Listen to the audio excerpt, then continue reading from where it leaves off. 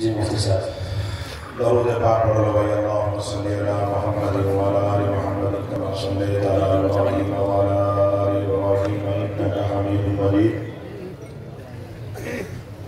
اللہم بارک علی محمد وعلی آل محمد کما بارکت علی ابراہیم وعلی آل ابراہیم انک حمید مجید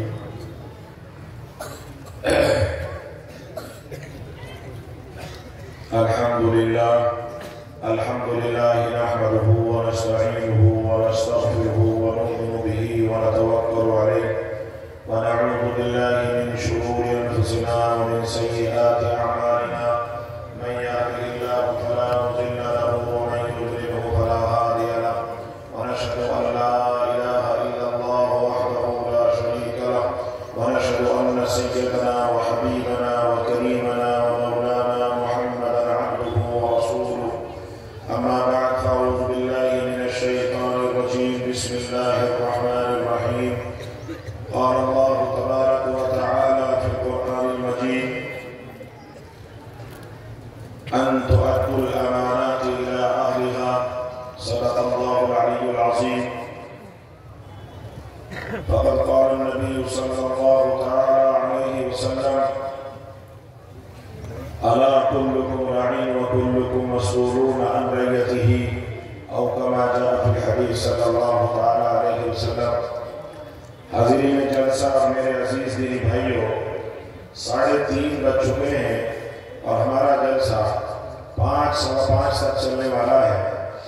اس میں کئی ایک کام کی باتیں بھی کرنی ہوتی ہیں اور مدرسے کے جو حالات جن سے آپ کو 27 بچوں کی جنت کی کیبنٹ آپ کے سامنے موجود ہے، ان کے انتظامات کی طرف بھی توجہ مبذول کرنی ہوتی ہے، مگر اس سے پہلے کچھ نوجوان اور کچھ ذمہ داران کو اللہ اور اس کے رسول کے ساتھ ان کا کنیکشن جوڑنے کا کام بھی کرنا پڑتا ہے، اور کچھ جو بچے اس ماحول سے دور ہٹ کر سال بھر میں بے راہبی کا شکار ہو جاتے ہیں، ان کو اللہ کی طرف توبہ کرا کر کے واپس لانا ہوتا ہے۔ اللہ تعالیٰ مجھے کہنے اور ہم سب کو عمل کرنے کی توفیق مرحمت فرمائے۔ یا بات بھائی آمین کی اتنی کمزور کیوں ہے تمہاری؟ آمین آمین کمزور نہ کرو، آپ کو پتا ہے میرے ساتھ تو کمزور آمین چلنے بھی نہیں آتی۔ یا جیسے قاری صاحب پریشان ہو رہے ابھی اتنا اچھا منتظم، میں بڑی بات تو نہیں کہتا، دارالعلوم تو ام المدارس ہے، اس کو چھوڑ دیجیے، اور نہیں تو گنگا سے لے کے جمنا تک اور دلی سے لے کے دہرادون تک اتنا محنتی، اتنا مخلص، اتنا زبردست منتظم ملنا بہت مشکل ہے۔ ہوگا ہمارے علم میں تو نہیں، ہم بھی سینکڑوں مدرسوں میں سولو مدرسوں میں چلے جاتے ہیں، مگر اتنا فکر مند آدمی اور اتنا جو ہے مخلص آدمی مجھے تو کبھی کبھی ڈر لگتا۔ میں نے ایک مرتبہ پوچھ لیا قاری صاحب بچے کہاں رہتے ہیں؟ ابھی بچے تو وہاں رہتے ہیں، بہار میں بتایا، پتہ نہیں کہاں بتایا، کہاں رہتے ہیں؟ امروہہ بھی بہاری ہے، تو یہاں تو میرا کام امروہہ بھی تو بہار کے بالکل قریب ہے۔ تو میں نے کہا یار بچے بھی ہیں، کہہ رہے ہاں بچے بھی ہیں، مگر پتہ نہیں کیسے دے دیے خدا نے تجھے بچے، تو کھوٹے سے ہی نہیں نکلتا۔ کہہ رہے میں آفس میں جاتا ہوں، میں ہر مہینے جاتا ہوں، 2 مہینے میں جاتا ہوں، 1.5 مہینے میں جاتا ہوں، یعنی اتنی قربانی بہت کم لوگوں کی ہوتی ہے کہ اپنے ضروری کام کو بھی چھوڑ کر کے مدرسے میں پڑے رہتے ہیں۔ تو بھائی تم بھی چکر کر لیا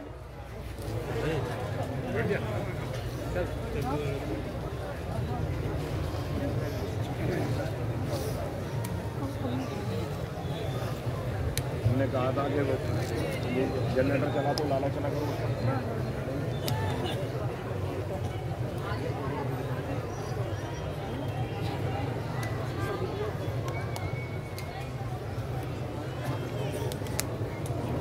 مائک والے کی تو غلطی نہیں ہے،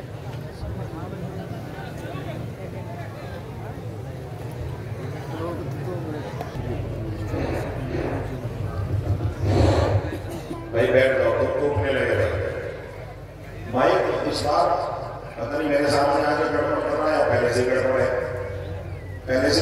مائک اس بار آواز کہتے مجھے باہر ڈوب جاتی ہے۔ مائک تو پچھلے سال بہت اچھا تھا، تو لوگوں قدر کرنی چاہیے، نہیں کریں گے قدر انشاءاللہ۔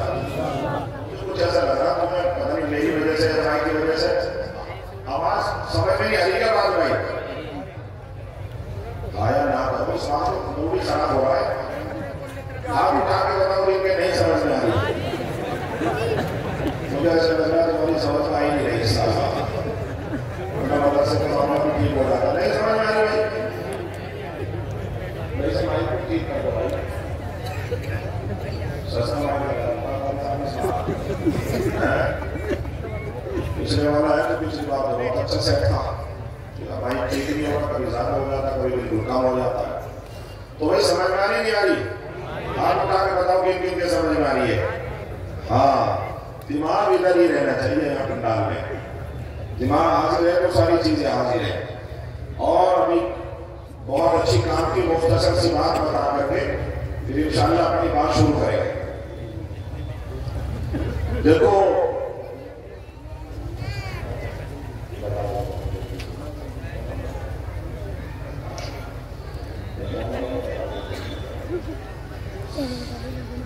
میں نے چھوٹی سی آیت پڑھی آپ کے سامنے، بالکل چھوٹی سی. دیکھو یہ کون بیٹھا ہمارے سامنے؟ آکاش. آکاش قرآن پڑھا رہا ہے بچوں کو، قرآن پڑھا ہوا، قرآن کو نہیں پڑھا ہوا نا، مگر قرآن سے محبت ہے. آکاش میں یہ پتا سے قرآن سے محبت ہے. باہر کے بچے حافظ بن رہے ہیں. جن ہندوؤں کو تم یوں کہتے ہو کہ یہ ہندو بڑے ٹف ہیں، بڑے شراب ہیں، انہیں میں سے آکاش بھی ہے. دیکھ رہے ہو ٹوٹنے کے نوجوانوں، پبجی اور سبزی کھیلنے والوں، یہ دیکھو یہ آکاش بیٹا. کس نے پیسے دے رہا؟ زور سے بول رہے جوان کے، زور سے بول، زور سے بول رہا، آواز نہیں نکل رہے. ہاں کیا کہہ رہا ہے؟ پیسے کس لیے دے رہا بھائی؟ قرآن کے لیے. تو جن ہندوؤں کو تم نے اور ہم نے کچھ سپلائی کیا ہی نہیں، ہم نے کچھ دیا ہی نہیں. اگر ہم کچھ دینے والے آدم ہیں، اللہ کی قسم یہ مندروں کو، گردواروں کو اور مٹھوں کو اور دوسری جگہوں کو چھوڑ کر قرآن کے لیے بھی تھان لیے کھڑے. یہ آکاش پتہ کتنی رقم لے کے آیا؟ 100 200 400 500 روپے نہیں. یہ میرے پاس رسید لے کے آیا، میں نے اس کو بٹھا لیا، میں نے کہا یہاں بیٹھ گیا. یہ دیکھو یہ بھائی محمد آکاش آپ کے مدرسے کو 51,000 روپے دے کے جاتا ہے. دعا کرو اللہ اس کو ہدایت نصیب فرمائے، صحت عطا فرمائے. اس کی نسلوں میں، اس کی اولادوں میں اللہ ایمان کے، ایمانداری کے، خدمت اور سیوا کے اللہ تعالیٰ نسلیں پیدا فرمائے اور چراغ روشن فرمائے. ہم تو یہی کر سکتے ہیں نا بھائی. جب ایک آکاش نوجوان بچوں کو عمر کتنی ہوئی تیری آکاش؟ کتنے؟ 80 سال؟ کتنا بھائی 80 سال کا ہے؟ 26 سال کا. تم بھی یہاں کتنے بیٹھے جو 26 سال 25 سال. جب ایک آکاش کا قرآن کہتی ہے یہ جذبہ ہو سکتا ہے کہ وہ اپنی گاڑی کمائی سے بغیر کسی لالچ کے، ابھی الیکشن میں لے کے ختم ہو گئی، ہم یہ مان لیتے ہو سکتا ہے آکاش کو ملنے کا الیکشن لڑنا ہو، ختم ہو گئے. پردھانی کا الیکشن بھی چلے گئے، ہم یہ مان لیتے تمہارے گاؤں کا پردھان بننا ہوگا اسے، وہ بھی چلے گئے. پردھان منتری کے لیے لڑوا گئے. کبھی مودی کو ہٹا کے یہ بلانا چاہتا ہوں اس لیے پیسے دے رہا ہے. کس لیے دے رہا بھائی؟ پیار محبت اور قرآن کے لیے. دعا کر دو اللہ اس کی نسلوں میں، اس میں خود اللہ خیر عطا فرمائے، ہدایت عطا فرمائے، ایمان کے چراغ روشن پیدا فرمائے. ہم اتنا ہی تو کر سکتے ہیں بھائی. اب اس کو دیکھ کے کچھ اپنے اوپر بھی جذبہ کرنا ہے. یہ جو پیسے اس نے دیے، یہ اس نے دیے نہیں، یہ رب نے اس سے دلوائے. کس نے دلوائے بھائی؟ ہاں ہاں. حالانکہ ہمارا اس کا ایسا ہے جیسے زمین آسمان کا فرق. دیوار کھڑی کر دی لوگوں نے بیچ میں، مگر اس دیوار کو پھلانگ کے، اس دیوار کو ٹھوکر مار کے آکاش قرآن کی دشر میں آ گیا اور قرآن کے لیے پیسے لے کے آ گیا. یہ کس نے دلوائی؟ یہ صرف اللہ کر سکتا ہے کہ اس نفرتوں کی چلتی ہوئی آندھیوں میں اور ظلم و تشدد کے بادلوں کے سائے میں، اور جہاں الگ الگ تفریق مذہب کی محبتوں کی دیواروں کو توڑ دیا گیا ہو، وہاں آکاش کی 51,000 روپے کوئی کم نہیں ہوتے. ان کو لے کر کے یہ صرف اس کی کمائی میں ان طلبہ کی محنتیں، خدمتیں، ان طلبہ کے نور اور برکتیں جوش مار رہی تھی. کوئی پیسے نہیں دے سکتا، وہی دیتا ہے جس سے اللہ دلواتا ہے. میں نے بارہا لوگوں کو دیکھا وہ پیسے دیتے نہیں ہیں، اللہ کا حکم ہے. ہاں اسی کو کہتے ہیں اسلام کی حقانیت، اسی کو کہتے ہیں اسلام کا حق ہونا. یہ سچائی ہے اسلام کی. مگر مسلمانوں اسلام حق اور سچ ہے. جتنا حق اور سچ اسلام ہے اتنا ٹف مسلمان ہے. مسلمان کو سمجھنا بڑا مشکل ہے. اسلام کو سمجھنا آسان ہے، اسلام کو اپنانا آسان اتنا ہی مسلمان کو سمجھنا بڑا ٹف ہو گیا. کیوں؟ مسلمان اپنی امانتیں جو حق ہے اس کے اوپر اس کو ادا کرنے کے لیے تیار نہیں ہے. لوگوں ہم تو وہ اس نبی کے ماننے والے آپ کے ساتھ یہ آکاش کے کان بھی سن رہے ہیں اور کل قیامت کے دن ہم سب لوگ اللہ کے حضور حاضر ہوں گے. مرنے کے بعد حساب کتاب کے لیے جمع ہونا ہوگا. ہمارے نبی نے تو وہ تعلیم دی ہے.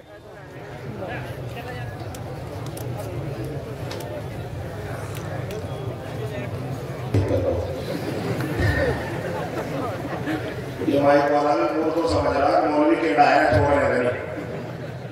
دیکھ رہے ہیں کر رہے تو ٹھیک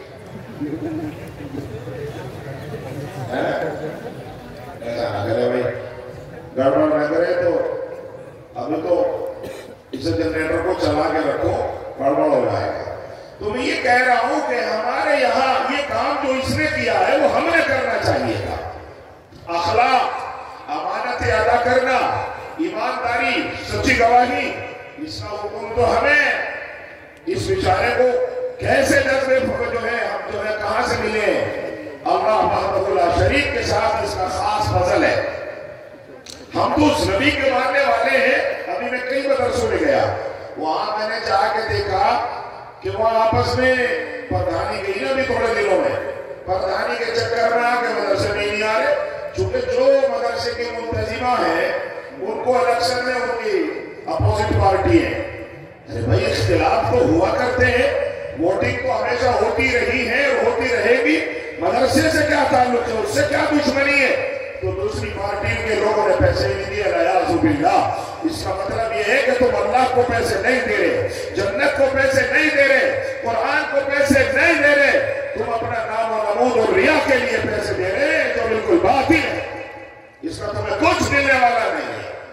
ہاں آج لوگوں نے, مسلمانوں نے اپنے اخلاق اور کردار کو ایسا خون کر دیا اپنے ہاتھوں سے کہ جنازہ رکھا ہوا ہے اور دوسری پارٹی کے لوگ اس میں شریک نہیں ہو رہے. ہو کہ ایسا مسلمان ہے, کہے کا ایمان لیے بیٹھا ہے, کیا اللہ کے پیش کرے گا؟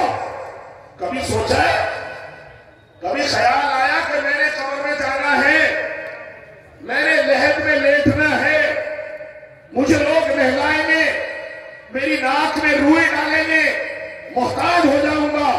کبھی سوچا ہے کہ اس کے بعد کیا ہوگا؟ یہ دنیا ہمیشہ کبھی کسی کے پاس نہیں رہتی اور نہ کبھی اپنے پاس کسی کو رکھتی ہے. بڑے بڑے سورما آئے اور چلے گئے. تیری اور ہماری اور یہاں کے حکمرانوں کی جو حیثیت کیا ہے؟ شداد چلا گیا, نمرود چلا گیا, قارون چلا گیا. کتنے بڑے بڑے لوگ اس دنیا ہستی نے فنا کر دیے, زمین نکل گئی ان کو. اور نوجوان بچوں اور ذمہ داروں اور ووٹ کر کے اپنی ضد باندھنے والوں, اپنے ذہن کو ٹھیک کیو. الحب فی اللہ والبغض فی اللہ. اگر محبت ہو تو اللہ کے لیے اور دشمنی ہو تو اللہ کے لیے, خرچ ہو اللہ کے لیے. یہی ہے مسلمان کا آدیش, یہی ہے مسلمان کے لیے حکم. اللہ اور اس کے رسول ہمیں یہی ڈائریکشن دیتے ہیں. اور جو اس ڈائریکشن پر نہیں ہے, جس کے دل میں یہ خیر کی بات نہیں ہے, وہ ماتم کرے, وہ بے ایمان ہے. جس کا عقیدہ یہ نہیں ہے, جس کی سوچ یہ نہیں ہے, وہ اپنے اوپر ماتم کرے, دوبارہ اپنے ایمان کو ٹٹولے کہ میرے سینے میں ایمان ہے یا نہیں ہے. میں نے دیکھا اپنی آنکھوں سے, حاجی ہے, جاہل نہیں, نمازی ہے, جماعت سے جڑے ہوئے امیر صاحب ہیں, بہت عزیز آدمی کا جنازہ رکھا ہوا ہے, میں نام تو نہیں لوں گا. اور میں نے دیکھا یہ سامنے کون بڑی بڑی داڑھی والے تسبیح لگا رکھی ہے, مسواک ٹھوک رکھی ہے, جیب میں کون بیٹھے ہیں؟ کہا کہ ان سے تھوڑا سا پردھانی میں شکوہ تھا, اس لیے جنازے میں شریک نہیں ہو رہے. اس جنازے میں فرشتے, جنات, ہر آدمی رو رہا ہے. ایسا جنازہ کہ زمین اور آسمان رو رہے ہیں. بڑے عالم کا جنازہ, سامنے مخالف پارٹی کے لوگ اس میں شریک ہونے کے لیے تیار نہیں ہے. کیسا ایمان لے رہے ہو؟ کیا پیش کرو گے اللہ کے یہاں؟ اور لوگوں سنو, مدرسے کا حق روکنے والوں, مساجد کا حق روکنے والوں, طلباء کے لیے خدا پروری سے ہاتھ سکوڑنے والوں, یہ دنیا یہی یہی رہتی رہ جائے گی. یہ لہو و لعب ہے، تمہارا امتحان ہے. انما اموالکم و اولادکم فتنہ، یہ کھیت ہے. ہمیشہ کسان کھیت میں کھاتا پیتا سوتا مرتا نہیں ہے، کام کرتا محنت کرتا کہ چھوڑنا پڑتا ہے. اور دنیا مزرع الآخرہ، اس نے کبھی کسی کے ساتھ وفا نہیں کی ہے، نہ یہ کسی کے ساتھ وفا کرتی ہے. میرے بھائیوں، ہمیں تو کچھ اور حکم ہے. ہمارا سامنے والا اگر صاحب معاملہ اگر ہندو بھی ہے، غیر ایمان والا بھی ہے، تو بھی ہمیں اس کے ساتھ بے ایمانی کرنے کی، بد اخلاقی کرنے کی اسلام اجازت نہیں دیتا.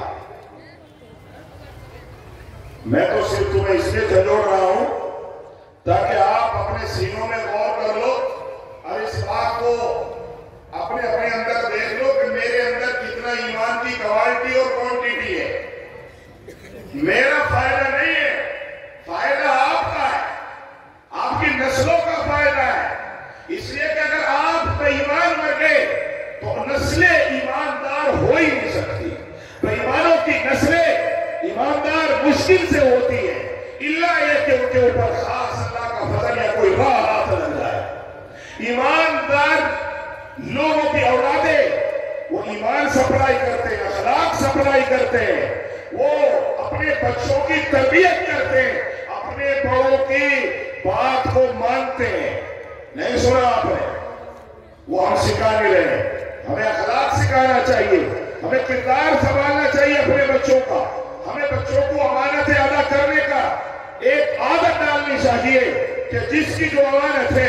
اور لوگوں، اگر مدرسہ تمہیں اللہ نے مال دیا ہے، اللہ نے کاروبار دیا ہے، اللہ نے تمہاری حیثیت بخشی ہے، تو اس پر مدرسے کا بھی حق ہے، اس پر مساجد کا بھی حق ہے، اس پر طلباء کا بھی حق ہے. اگر ادا نہیں کرو گے تو اللہ کے یہاں مارے جاؤ گے.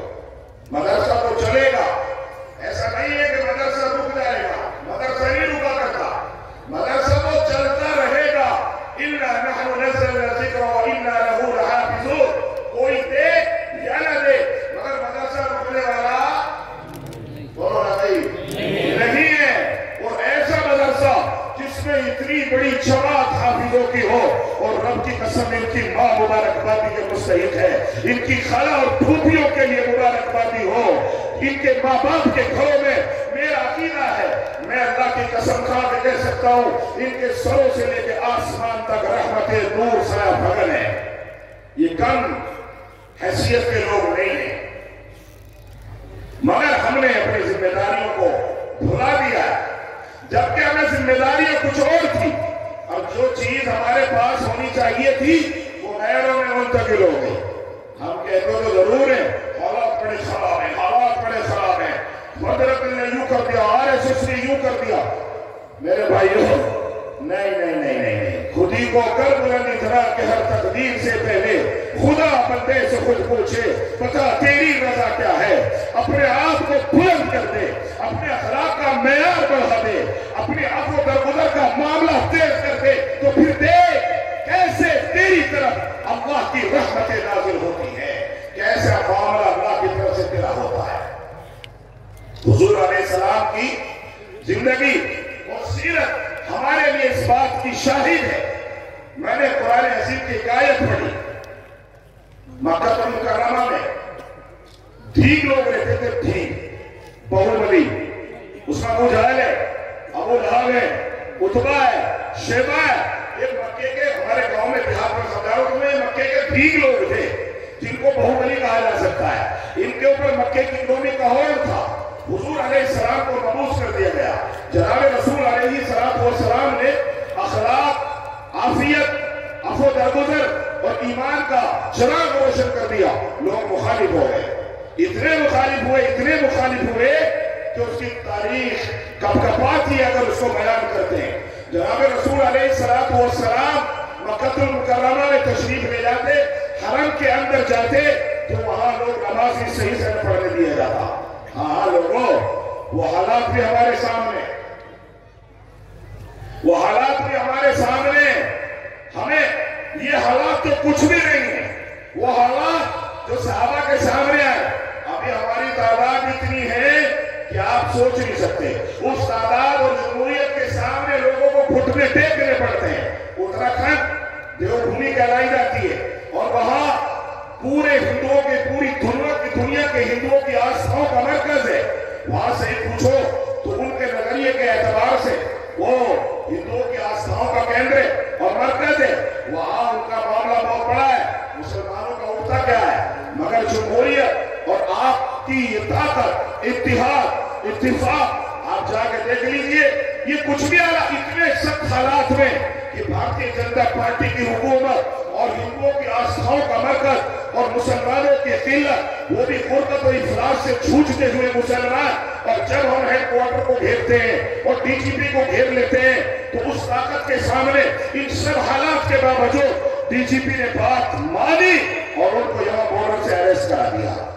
یہ حالات ہے نہیں ہے، جھوٹ کہتے ہیں لوگ کہ ہم حالات کی زد میں، ہم حالات کی زد میں نہیں ہیں، ہم حالات کی زد میں نہیں ہیں، ہم خود اپنے نفس کی زد میں ہیں، ہم بےایمانی کی زد میں ہیں، ہم تعصب کی زد میں ہیں، ہم برادریوں کی زد میں ہیں، ہم زکوٰۃ چھوڑنے کی زد میں ہیں، ہم نماز چھوڑنے کی زد میں ہیں، ہم روزے چھوڑنے کی زد میں ہیں، ہماری نسلیں موبائل کی زد میں ہیں، ہمارا نوجوان بالی ووڈ، ہالی ووڈ اور ننگی فلموں کی زد میں ہیں، ہماری بیٹیاں اپنے بوائے فرینڈ اور ہمارے بیٹے اپنی گرل فرینڈ کی زد میں ہیں، اور رب کی قسم آپ یہ چھوڑ دو، یہ زدیں چھوڑ دو، اب پھر دیکھو آپ کو اللہ کیسے نور بخشتا ہے، کیسے طاقت بخشتا ہے۔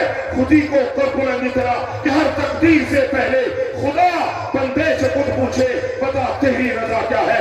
آپ کسی کی زد میں نہیں ہو، جب ہم اتراکھنڈ میں کسی کی زد میں نہیں ہیں تو آپ کیسے اتنے بڑے اتر پردیش میں کیسے زد میں ہو سکتے ہو؟ آپ تو اپنے نفس کی زد میں ہو، آپ تو زکوٰۃ چھوڑنے والوں کی زد میں ہو، آپ تو نمازیں تباہ کرنے والوں کی زد میں ہو، آپ تو اللہ کی نظروں میں ہو، اللہ کے بغاوت کی زد میں ہو، رسول اللہ کی مخالفت کی زد میں ہو۔ آپ اسے توبہ کرو، آپ اسے توبہ کرو، آپ اسے توبہ کرو، پھر دیکھنا حالات کیسے تبدیل ہوتے ہیں۔ گرفتار ہوئے کہ نہیں ہوئے بھائی بولو؟ ہوئے نہیں ہوئے؟ میرا ساتھ تو دو۔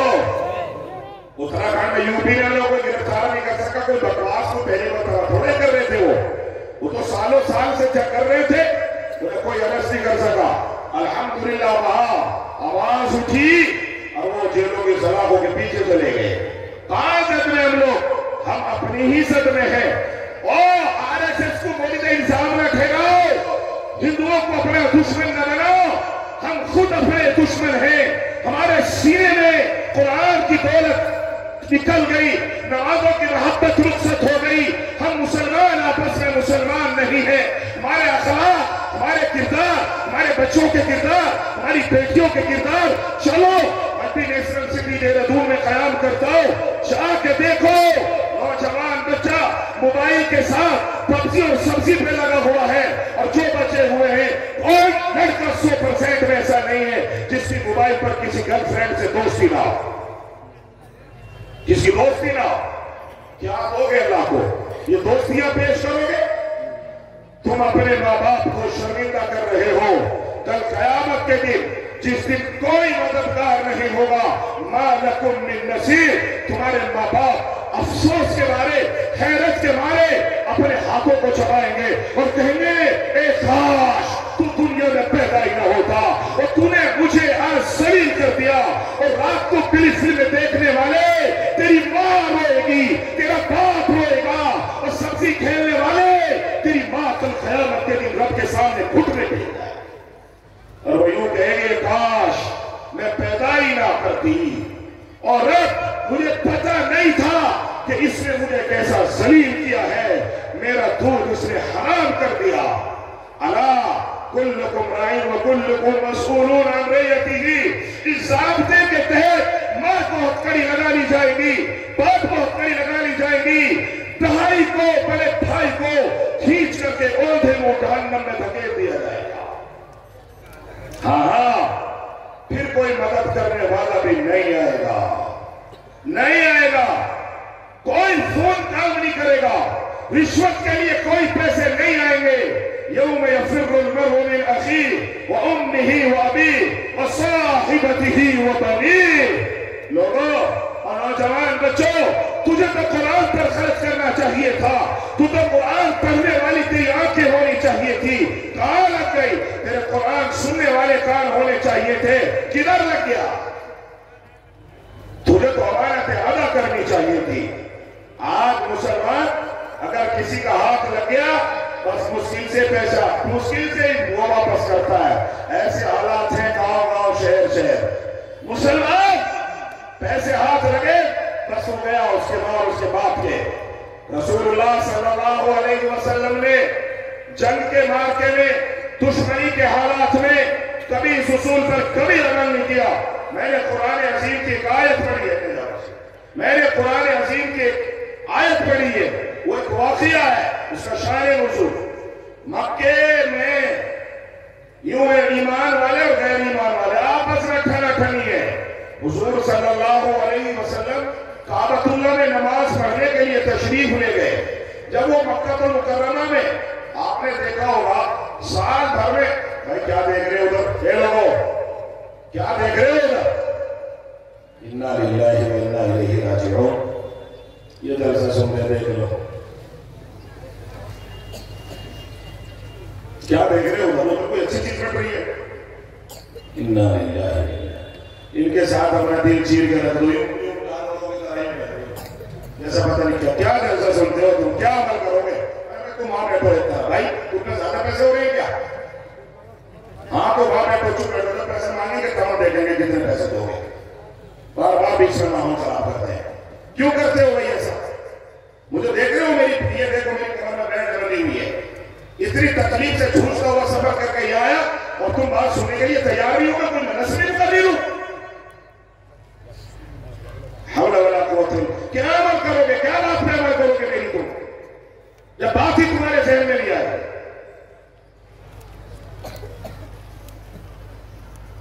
آج سب اگر ایسا جیسا سوئیں پھر بات بننے گی،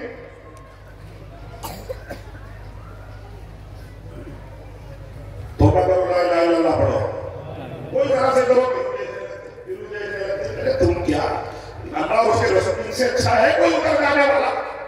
یہ حافظوں کو دیکھتے رہو، بات ذہن سے سنتے رہو، یہ ہے جلسہ، کورے کے کورے اٹھ کے چلے جاؤ گے نہیں تو۔ بڑھو کلمہ پڑھو، لا الہ الا اللہ۔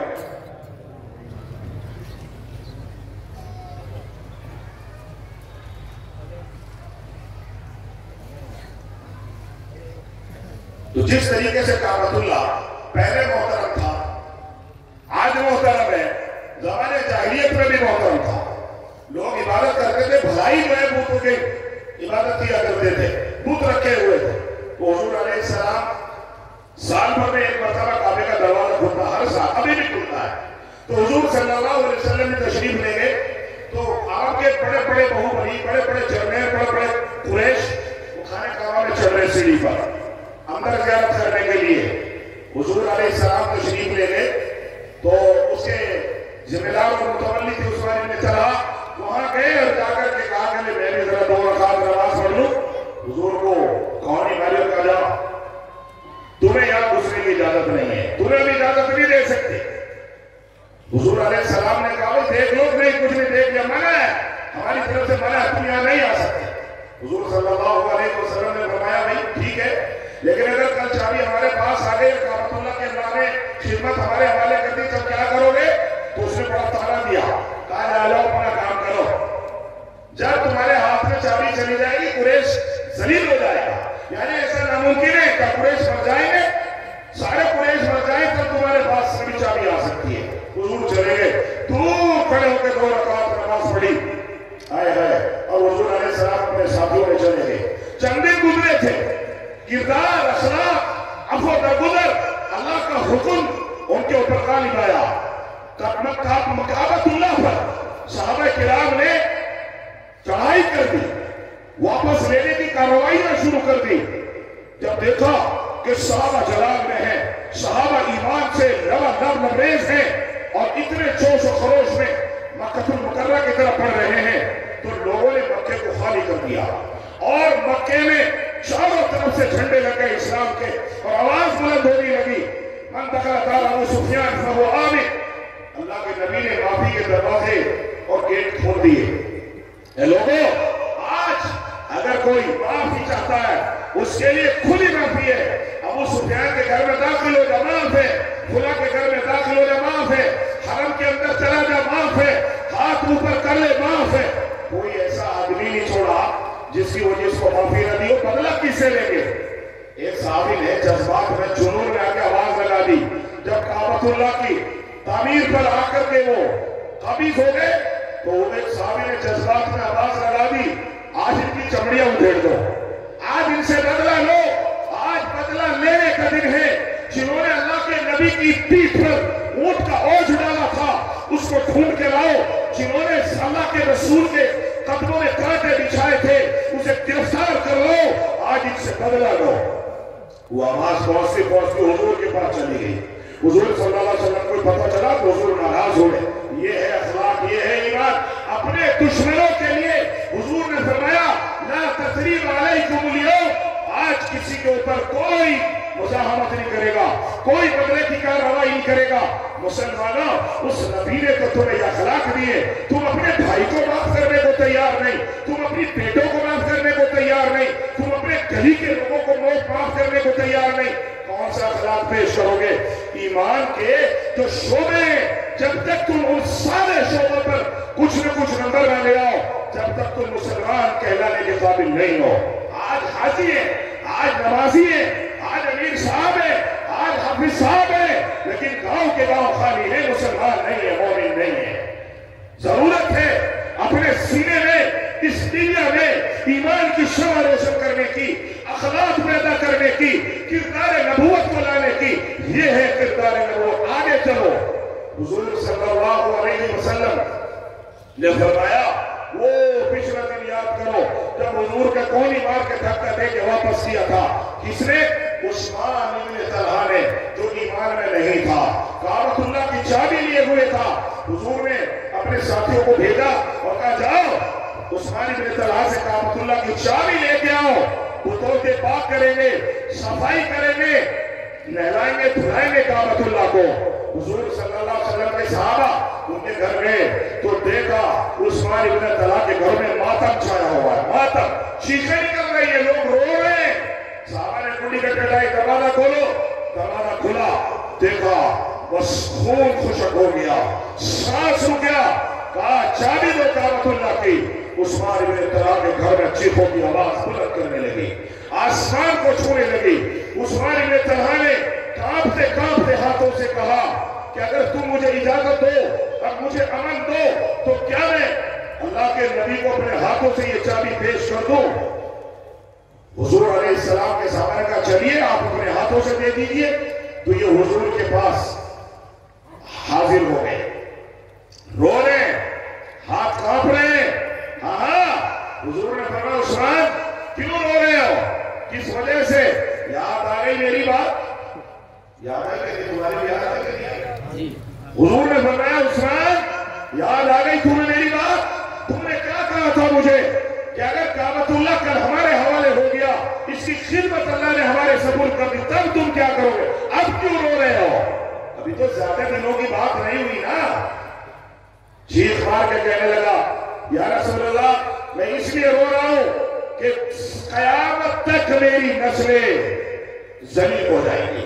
اور مسلمان اور امیر صاحب اور ٹوپی اوڑھنے والے اور مدرسے سے محبت رکھنے والے، تجھے یہ خوف نہیں ہے. عرب کے مشرک کو یہ خوف تھا کہ میں دنیا میں ذلیل نہ ہو جاؤں، اللہ کے سامنے رسوا نہ ہو جاؤں، مگر تجھے خوف نہیں ہے، تجھے کسی بھی طرح کا ڈر نہیں ہے. وہاں مشرکوں کو ڈر تھا. حضور علیہ السلام سے دعا لگا رہا تھا کہ میں قیامت میں کیا جواب دوں گا؟ ساری نسلیں میری ذلیل ہو جائیں گی کہ ان کے باپ داداؤں سے کعبۃ اللہ کی خدمت چھینی نہیں تھی. اتنے میں حضور پر وحی اترنی شروع ہو گئی. وحی اتری، اس وحی میں یہی تھا، حالانکہ وہ نے ایمان نہیں لایا تھا، ابھی وہ مشرک تھا، ابھی وہ منکر تھا، کافر تھا، مگر حضور علیہ السلام کو اللہ کی طرف سے آدیش آیا ان تؤدوا الامانات الى اهلها. او اللہ کے نبی تجھے حکم دیا جاتا ہے کہ کعبۃ اللہ کی چابی کو عثمان کے حوالے کر دو. عثمان نے اس کی خدمت کی ہے، عثمان نے اسے صحیح ایمانداری سے حق کے ساتھ سنبھالا ہے، اسی کو دے دو. وہی آئی، حضور فارغ ہوئے، مسکرائے، ابھی عثمان گھٹنے ٹیک کے بیٹھا ہوا رو رہا ہے. کہا عثمان تجھے مبارک ہو. کیا مبارک ہو یا رسول اللہ؟ کیا کھاؤ؟ حضور نے چابی اس کے ہاتھ سے لی, چابی کو چوما, ہاتھ پھیرا, کہا مجھے اللہ کا حکم ہے کہ تم چابی تمہیں دے دی جائے. یقین نہیں آ رہا چونکہ دشمن ہے, یقین نہیں کر رہا چونکہ منکر ہے, مشرک ہے, کوئی نہیں سکتا. اور لوگوں تم اپنے بھائیوں کو خیال نہیں کرتے, تم پڑوسیوں کا کیا خیال کرو گے؟ یہاں یہ ہندو ہے, مشرک ہے, مگر رب کا آدیش آیا امانتوں کے لیے ان تؤدوا الامانات الى اہلها. حضور کے صحابہ میں بڑے بڑے جرنیل تھے. ابو بکر صدیق تھا, عمر بن الخطاب تھا, علی المرتضی تھا, عثمان بن عفان تھا, جنہوں نے اپنا مال لگایا, جنہوں نے اپنی جان لگائی, جنہوں نے اپنی اولاد لگائی اور اللہ کے رسول کے لیے الحب فی اللہ والبغض فی اللہ پر پورا عمل کیا. کسی کو چابی نہیں دی گئی. حضور کی اولاد کے لوگ موجود تھے, نسلوں کے لوگ موجود تھے, کسی کو چابی مکے کی نہیں دی گئی, کعبۃ اللہ کی. کس کو دی جا رہی ہے؟ بولو نا بھائی. عثمان ابن طلحہ دشمن کو دی جا رہی ہے. سو دیٹ از دا اسلام. یہ ہے اسلام کی حقانیت. اسلام یہ نہیں دیکھتا کہ یہ میرا ہے, یہ پرایا ہے, وہ اللہ کے لیے کام کرتا ہے. چاہے میری دشمنی کسی سے ہو مگر رب کے لیے وہ سارے چیزیں ختم کر دی جاتی ہیں. حضور صلی اللہ علیہ وسلم نے چابی دے دی اور کہا تجھے اور تحفہ دے کے بھیجتا ہوں. باوجود کہ ہی مسلمان نہیں ہے, غیر ایمان والا ہے. حضور نے فرمایا عثمان, چاپ کندھے پہ ہاتھ رکھ کے فرمایا ہم نے تیرے لیے یہ آدیش پارد کرتا ہوں, یہ حکم دیتا ہوں کہ اب قیامت تک یہ چابی تیرے خاندان پر رہے گی. تجھ سے یہ چابی قیامت تک اب وہ چھیننے والا بولو نا بھائی نہیں ہے. یہ چابی اب تیرے سے کوئی نہیں لے گا. عثمان حیران پریشان, یہ دشمن کے ساتھ یہ معاملہ کر رہا میرا نبی. اور فرما ٹھہرنا.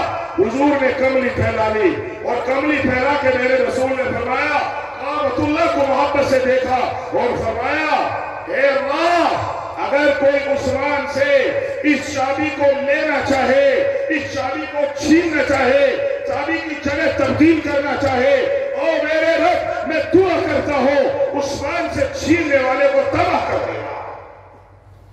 بات سمجھ آئی یا نہیں آئی؟ کس کے ساتھ معاملہ ہو رہا ہے؟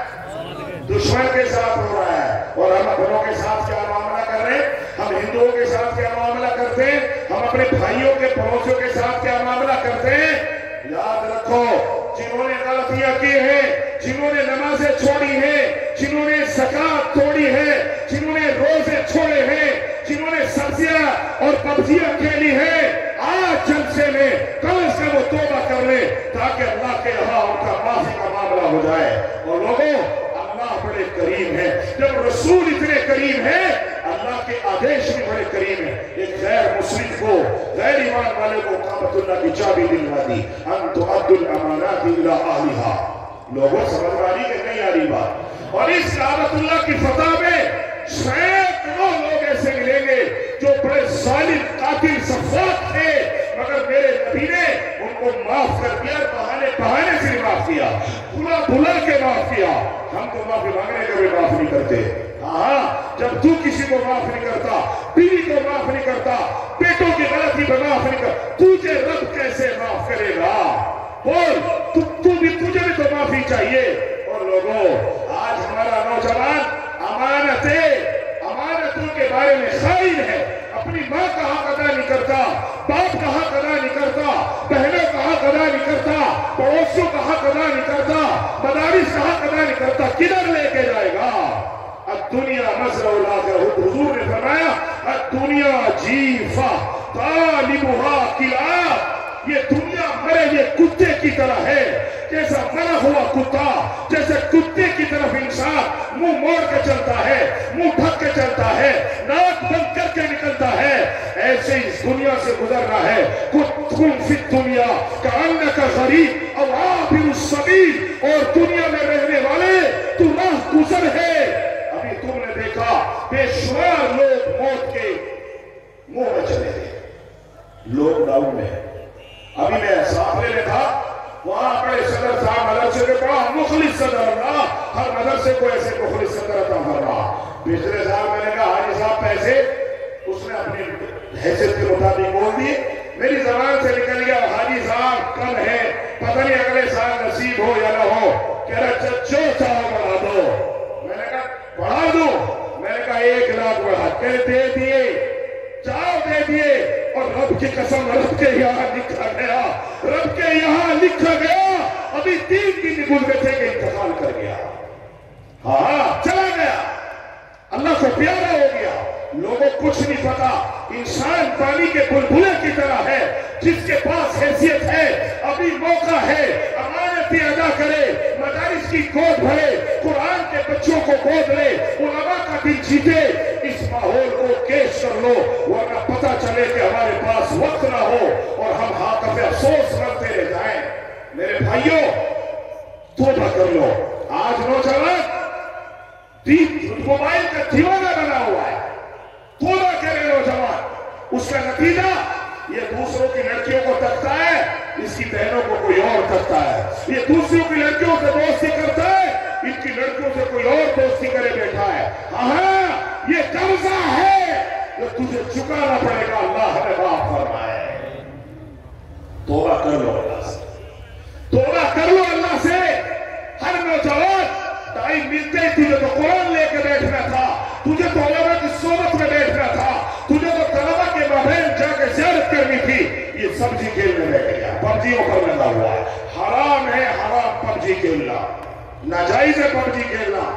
علماء کی بات مانو اور سنو. اپنی عورتوں کو اپنے بچوں کو اپنی بیٹیوں کو خوبصورت نگاہ سے ایمان کی نگاہ سے خوف کی نگاہ سے دیکھو. وہ اللہ کی امانت ہے. بیٹی چاہے ہندو کی ہو بیٹی چاہے مسلم کی ہو بیٹی بیٹی ہے. تم گڑبڑ کرو گے تو تمہاریوں کے ساتھ گڑبڑ کیا جائے گا.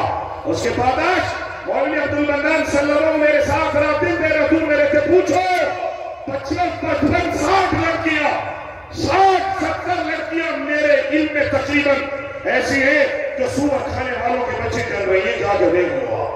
اچھے گھروں کی بیٹیاں ہیں اور وہ ضد پر ہے کہ ہم نے ہندو پال نکل اور پھنگی بن کر کے زندگی گزارنی ہے. ہاں تو پبجی کھیلتا رہے اور نسل جہنم کی طرف چلی جا رہی ہے. اور تجھے تو دشمنوں کا فکر رہنا چاہیے تھا. تیرے گھر میں یہ کیا ہو گیا.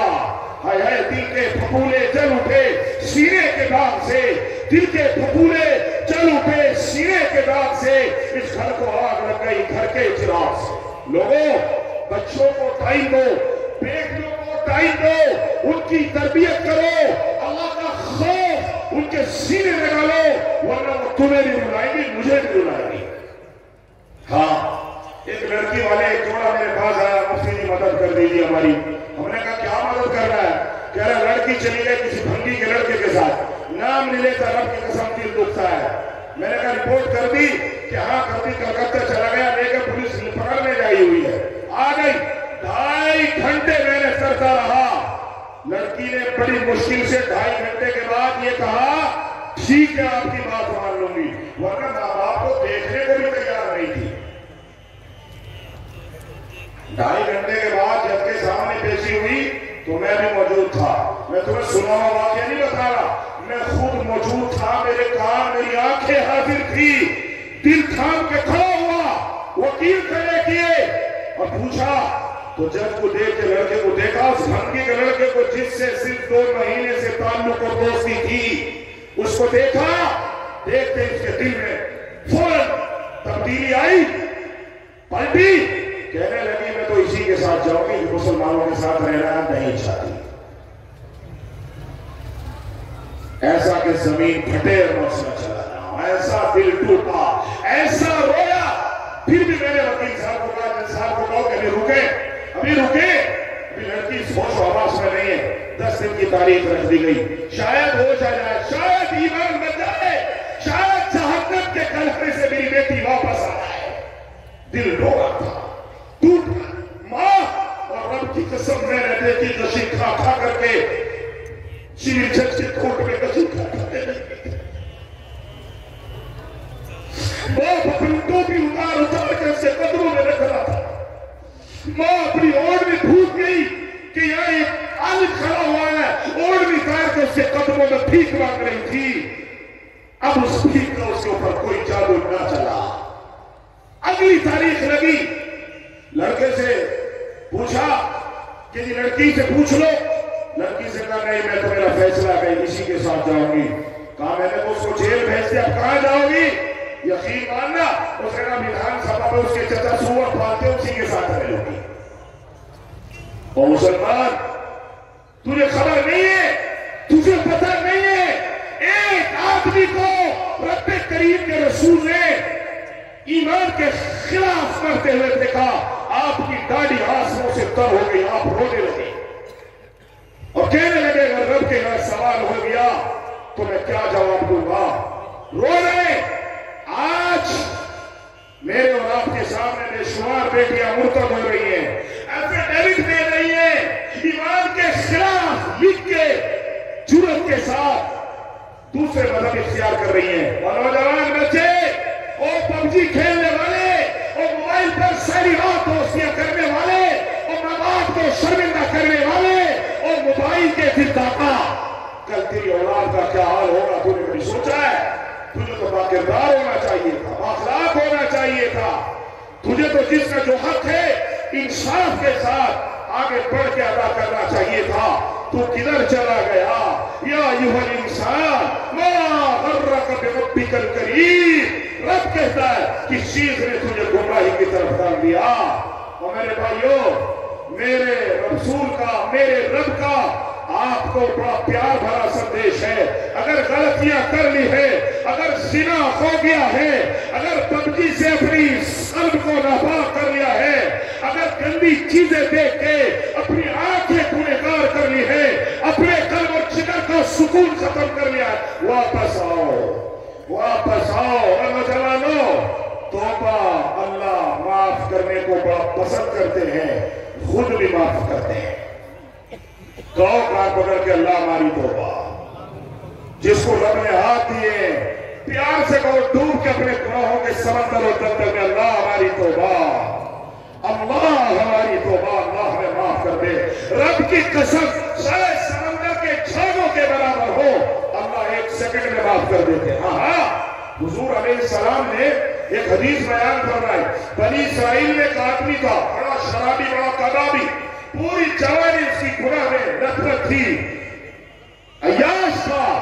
ایک دن بڑے پیسے اڑاتا تھا لڑکیوں پر، 60 دینار دے کر کے لڑکی لایا حسین، 60 دینار بتایا آپ کو، سونے کے کھڑے سکے کو بولتے ہیں دینار۔ اب وہ لڑکی آئی، جیسے اس کے قریب گیا، اس لڑکی کی ہچکیاں نکل گئی، رونے لگی، آنسو آ گئے، ہچکیاں لگ گئی۔ اس نے کہا کیا بات ہے، تم ناراض ہو، تمہیں پیسے پورے نہیں دیے، اتنی بڑی رقم میں نے تمہیں دے دی ہے اور تم ابھی رو رہی ہو؟ کہنے لگی کیس، اس نوجوان کا نام تھا کفل کا، رو کے کہنے لگی کیس میں مجبور ہوں، میری بھوک نے، میری پیاس نے، میری مجبوری نے مجبور کیا، ورنہ میں گناہ کبھی نہ کرتی، کبھی تیرے پاس نہ آتی۔ اس گناہ نے مجھے، اس مجبوری نے مجھے گناہ کی طرف دھکیل دیا، ورنہ میں اللہ کا خوف رکھتی ہوں۔ کفل کے دل پر چوٹ لگی اور فوراً اتنا عیاش گنہگار آدمی، اللہ کا باغی، کہا جب یہ اللہ کا خوف رکھتی ہے کیا مجھے اللہ کا خوف نہیں کرنا چاہیے؟ چوٹ لگی اور نوجوانوں سنو، فوراً کہنے لگا جا پیسے بھی رکھ لے اور میں بھی اللہ کا خوف کھاتا ہوں، میں تجھے معاف کرتا ہوں، چلی جا، یہ پیسے بھی لے جا۔ اتفاق کی بات ہے، گھر گیا، عورت چلی گئی، دعائیں دیتی چلی گئی، گناہ سے بچ گئی۔ صبح کو اچانک کفل کی موت ہو گئی، مر گیا، اسی رات مر گیا۔ حضور نے فرمایا صبح کو اس کے دروازے پر جب لوگوں نے سورج نکلتے ہی تانتا لگایا، کفل کہاں ہے، کیوں نہیں اٹھا؟ تو فرشتوں نے اس کے دروازے پر لکھ دیا قد غفر الکفل، اللہ نے کفل کو معاف کر دیا۔ سبحان اللہ تو کہو۔ اور لوگوں اللہ کی ذات ہے کہ وہ ایک آیت میں انسان کی کار پلٹ دیتی ہے، معاف کر دیا۔ اللہ نے ایسے ایسے گنہگاروں کو معاف کر کے رکھ دیا۔ التائب من ذنبی کمل لا ذنبلا، آپ بھی معاف کرنا سیکھو اور اللہ سے معافی طلب کرتے رہا کرو اور حق ادا کرتے رہا کرو، چاہے وہ مدارس کے حق ہو، چاہے مساجد کے حق ہو، چاہے علماء کے حق ہو۔ انشاءاللہ پھر اپنی نسلوں کو آباد دیکھیں گے، اپنی نسلوں میں خیر کی برسات دیکھو گے، آپ دیکھو گے کہ دین کے بیڑے یوں ہی چلتے ہوئے آپ کی آنکھوں کو روشن کرتے رہیں گے۔ کریں گے کہ نہیں عمل کریں گے انشاءاللہ؟ معاف کریں گے، امانتیں ادا کریں گے اور گناہ سے اجتناب کریں گے، گناہ سے توبہ کریں گے۔ اور نوجوان شراب کی طرف چلا گیا، نشے کی طرف چلا گیا اور پبجی کی طرف چلا گیا، یہ شیطان اور دجالیت کا حربہ ہے، اللہ کی قسم۔ توبہ کرو اللہ سے۔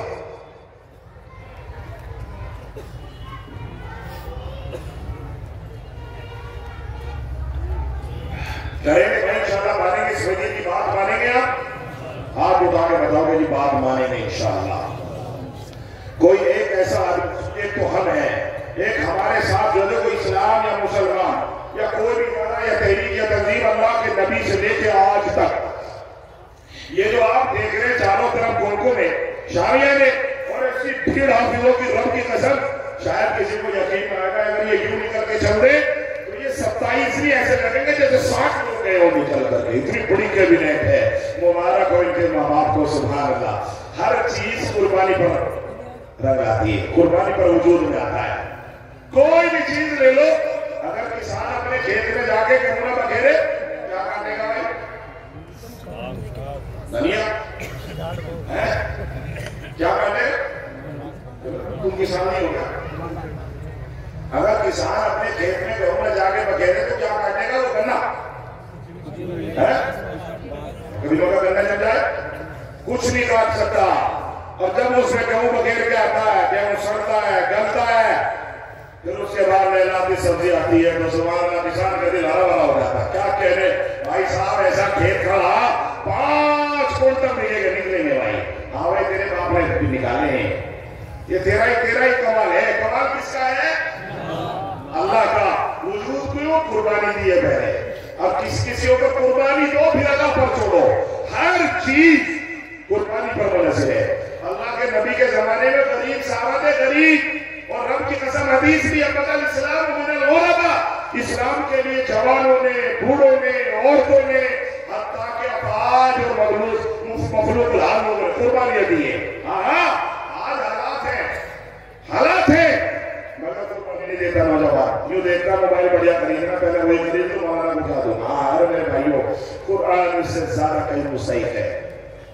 غریب مخلوق الحال مگر قربانی کے لیے تھے۔ حضور نے ایک مرتبہ اعلان کروا دیا بھائی قرآن کی کیبنٹ کے لیے، دین کی اشاعت کے لیے چندہ چاہیے، جہاد کے لیے۔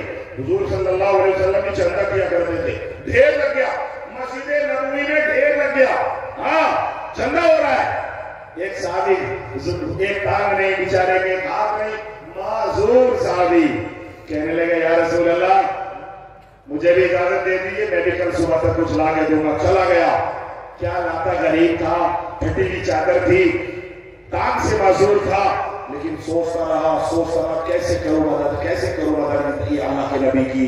ہاں ان تنصروا اللہ ینصرکم، یہی تو ہے اللہ کی مدد، یہی ہے اللہ کی قسم کھا کے کہتا ہوں، اللہ کے دین کی مدد کرنا اللہ کی مدد کرنا ہے۔ چلا گیا، ایک آدمی کے پاس گیا ہے، چودھری صاحب نمبردار کا جی بھائی کچھ میرے لائق بھی کام ہے، بڑا آدمی، ہاتھ نہیں بن رہا ہے، پیر ہے ہی نہیں، لاٹھی سے چل رہا، کیا کام کرے گا، کیا مزدوری کرے گا؟ کہنے لگا ہاتھ جوڑ کے میں غریب آدمی، جو کام بتاؤں میں محنت سے کروں گا، بس ایسی ضرورت پڑ گئی مجھے جو کام کرنا ہے ضرور۔ اچھا چلے کام کر لے، یہ جو کھجور کے درخت کھڑے ہوئے ہیں 50-100 جتنے بھی ہوں گے، ان کو پانی دے دے، رات بھر میں صبح مزدوری مل جائے گی۔ او کھٹے ننگلے کے لوگوں، او چھپار کے بچوں، سنو، وہ غریب مخلوق الحال مجبور صحابی گیا اور اس نے ڈول لیا، رسی دی، کنویں سے ایک ہاتھ سے پانی نکال رہا ہے، کندھا لال ہو گیا، سارے ہاتھ لال پڑ گئے، نیل پڑ گئے، رسی سے پانی نکالتا، لٹیا سے لے جا کے کھجور کے پیڑوں میں ڈالتا، ساری رات لگا، سویا نہیں۔ صبح ہوئی، پسینہ پسین، ہاتھوں میں پھونکے پڑ رہے، مالک آیا، کہا جی جلدی مزدوری دے دو، مجھے جانا ہے میرے نبی کے پاس۔ اس نے دعا کا بھر کے مزدوری دے دی۔ यही मजदूरी होती थी, खजूर दे दिए, मुनक्का दे दिए, हाँ यही मजदूरी होती थी, यही चलता था। माल गाय माल थी, बकरी माल थी, खजूर माल था, इसी पे जो है इकोनॉमिक चला करती थी। दे दिया, झोली भरी, अब खुशी में कंधे पे डाला, जैसे गांव के लोग पिछोड़नी मार लेते, मार के तोड़ता हुआ मस्जिद नबी पर गया। हुजूर सल्लल्लाहु अलैहि वसल्लम के सामने कहा, अस्सलाम वालेकुम या रसूल अल्लाह, फिदाक अबी व उम्मी या हबीब अल्लाह, मेरे माँ बाप आप पर कुर्बान हो, अल्लाह के रसूल मेरा चंदा भी कबूल कर लीजिए। हुजूर ने फरमाया, कहां से लाए हो? कहने लगा, हुजूर बस ले लीजिए, कबूल कर लीजिए, ताकि कल कयामत के दिन आप मेरा भी नाम बोलते। हुजूर ने फरमाया, कहां से लाए हो? कहा, या रसूलल्लाह, सारी रात मजदूरी करता रहा, अपना कंधे से चादर हटा के दिखाई तो रस्सी का निशान पड़ा हुआ था, अपने हाथ दिखाए तो मजबूर सहाबी ठोके पड़े हुए थे। हुजूर ने फरमाया, इसका चंदा मदीने के तमाम चंदे वालों के ढेर पे डाल दो, सबका कबूल करेगा। टुकड़े कर लो इसके खजूरों के, सारी ढेरियों पे डाल दो, ताकि सबका कबूल हो जाए। हुजूर अलैहिस्सलाम के सहाबा, ऐसे ही औरत, ऐसे ही मर्द। एक औरत हाजिर खिदमत हुई, हदीस में आता है, कहने लगी, या रसूलल्लाह, मेरे पास माल नहीं है, मैं बेवा औरत हूँ, मैं मजबूर हूँ, गरीब हूँ, मगर दिल में वो लड़ा उठ रहा है कि आपने चंदे का ऐलान किया है, या रसूलल्लाह मेरा भी कबूल कर लीजिए। क्या कबूल करना है? गोद का लिया हुआ बच्चा रो के आंखों में आंसू डाल के कहने लगे, रसूलल्लाह इस बच्चे को कबूल कर लीजिए। हुजूर ने फरमाया, इस बच्चे का क्या करेंगे हम? हमें तो जवान चाहिए तो दुश्मन के सामने, बमों के सामने, तलवारों के सामने, खंजरों के सामने सीना ठोक सके। हुजूर ने फरमाया, हमको लोग चाहिए तो सीना से ठोक सके। हुजूर ने फरमाया, हम इस बच्चे का क्या करेंगे? तो बोझ बन जाएगा। अब सुनो माई का जज्बा, मेरी खुदे और नगले की बहनें सुने, मेरी बच्चियों सुने, जज्बा देखे बेवा खातून गरीब का। कहने लगी, या रसूल अल्लाह, कल कयामत के दिन आवाज लगेगी, कुरान पर खर्च करने वाले आओ, मदारिस पर खर्च करने वाले आओ, उलमा पर खर्च करने वाले आओ, मस्जिदें बनवाने वाले आओ, दरगाह बनवा, और रब की कसम उनके लिए बड़ी खूबसूरत ताज वाली सवारी का इंतजाम किया जाएगा। लोग पूछेंगे, कौन नबी है जो इस घोड़ों पर सवार होकर जा रहा है, सुंदर सवारी पर? अगर नहीं, वो लोग हैं जिन्होंने मदरसे में दरगाह बनवाई थी, ये वो लोग हैं जिनके मरने के बाद उनकी औलाद ने मग़फ़िरत का इंतजाम किया था, उनके दर्जे बुलंद किए। ये पी आई और आके कहने लगी, या रसूल अल्लाह, आप मना न करिए, मेरे पास इस बच्चे के अलावा कुछ भी नहीं है।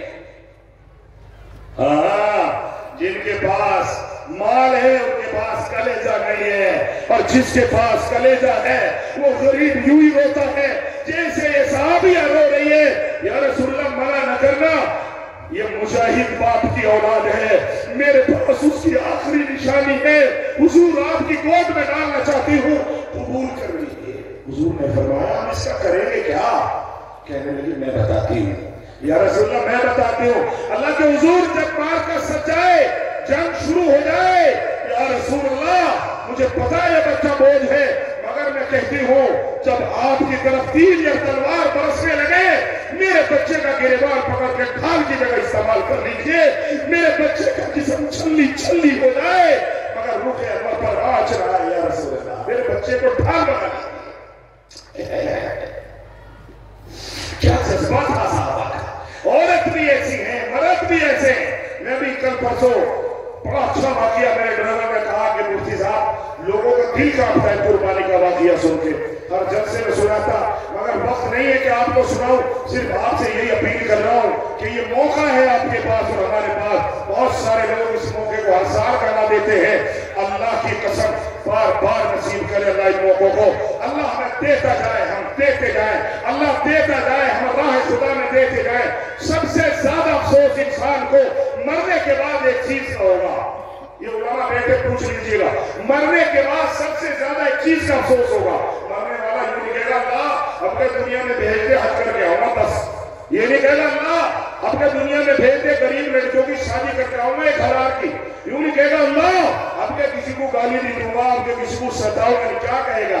हदीस पाक में आता है, कुरान में आता है, جب اللہ کے یہاں آدمی ہوگا حالات دیکھے گا تو کفر افسوس ملے گا، ہڈیاں چبائے گا اور یوں کہہ رہا ہے اللہ مجھے ایک بار دنیا میں بھیج، ساری دنیا کو تیری راہ میں خیرات کر کے آؤں گا۔ پوچھ لینا مولانا سے، یہ کہے گا نہیں ساری دنیا کو تیری راہ میں خرچ کر کے آ جاؤں گا، یعنی مال کو اللہ کی راہ میں قربان کر کے آؤں گا۔ تو مگر میرے بھائیوں، اس دجالیہ کو فتنے کے دور میں کوئی ایسا بندہ جو اس پر اپنے کلیجے پر ہاتھ رکھ کے عمل کرتا ہے تو ہے کوئی سب سے پہلے اپنے مدرسے کے جتنی باتیں سنیے انشاءاللہ عمل کریں گے، ہاتھ اٹھا کے کہو کہ عمل کریں گے انشاءاللہ۔ اللہ مجھے بھی اور ہم سب کو عمل کرنے کی توفیق پر عمل فرمائے، آمین۔ زور سے آمین کہیے، بھائی بہت کم ہے تو اپنے مرحومین کی بھی مغفرت کا انتظام کرنا ہے اور اپنے بھی مغفرت کا انتظام کرنا ہے، اپنے بڑوں کی ماں باپ کی بھی مغفرت کا انتظام کرنا۔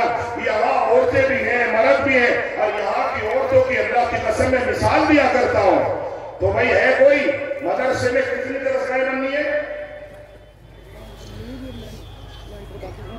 5 کا۔ تو کوئی ہے جو ایک درسگاہ بنائے، کچھ بنی ہوئی ان کا لینڈر کا انتظام کرے گا، مگر ایک درسگاہ اور بننی ہے۔ کوئی ہے جو مدرسے میں اپنے مرحومین کے لیے رب نے اسے جانباز بنایا ہو، کوئی نوجوان بچہ، کوئی ذمہ دار بچہ اور گھروں پر بڑے بڑے پیسے خرچ کرنے والوں، کوئی اٹھے کہ انشاءاللہ اللہ کے گھر میں کمرہ بنوائیں گے۔ ہے بھائی کوئی ایسا آدمی؟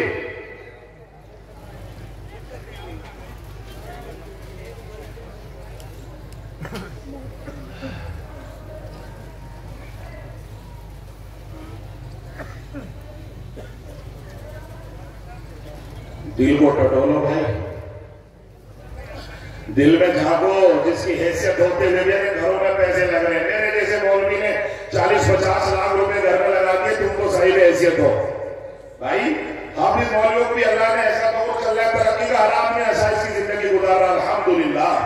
تو ہے کوئی اپنے ماں باپ کا سپوت ان کی مرحومین کے لیے ایک کمرے کی جو ہے بنیاد رکھوائے، کمرہ بنوائے؟ ہے کوئی مجمع میں ایسا ذمہ دار؟ اپنی مرضی سے اٹھو گے، تمہیں پتا ہے کہ کوئی بہار بنگال کا مولوی نہیں ہو، مجھے بہت سارے لوگوں کے بات معلوم ہے، ان کی حیثیتوں کا بھی معلوم ہے، تو اپنی مرضی سے اٹھو گے تو دل راضی ہو جائے گا۔ سنو، جب میں نے آخر دعوانا الحمدللہ رب العالمین کہہ دیا اور مدرسے کے قرآن کی جھولی پھیلانی شروع کر دی، چاروں طرف سے مدرسے کے چاروں طرف سے فرشتوں نے گھیر لیا ہوگا، میں اللہ کی قسم کھا سکتا ہوں۔ اور کچھ فرشتے ایکسٹرا دعا سے پہلے آ گئے ہوں گے تو